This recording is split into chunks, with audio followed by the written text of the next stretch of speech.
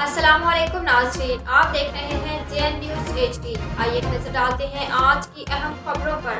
खबर शामिल करते चले नवाब शाह से district reporter JN news. Rao Mohammad Afzal Rajput की रिपोर्ट के मुताबिक लायन हार्ट फाउंडेशन पाकिस्तान के चेयरमैन कर्नल मोहम्मद शाहिद चौधरी और मरकजी नायब सदर मोहम्मद इब्राहिम बलोच की हिदायत पर लायन हार्ट फाउंडेशन के सूबा सिंध के सदर असद खान ब्रोही, शहीद बेनज़ीराबाद डिविजनल सदर अल्लाह जज जली सदर इम्तियाज मलिक फैसल अफरीदी व दीगर ने कश्मीर डे के हवाले से national press club Nawab Shah में प्रेस कॉन्फ्रेंस करते हुए कहा कि कश्मीर हमारा है, सारे का सारा है। ये दिन मनाने का मकसद यही है कि पूरी दुनिया को ये पैगाम दिया जाए कि पाकिस्तानी कौम कश्मीरी अवाम को भारत की जानिब से जुल्म ज्यादतियों के खिलाफ अपने कश्मीरी भाइयों के साथ सीसे फलाई दीवार की मानंद खड़ी है। कश्मीरियों पर गैर कानूनी जुल्म करना इंसानी हकूक की सरेआम खिलाफ वर्जी है।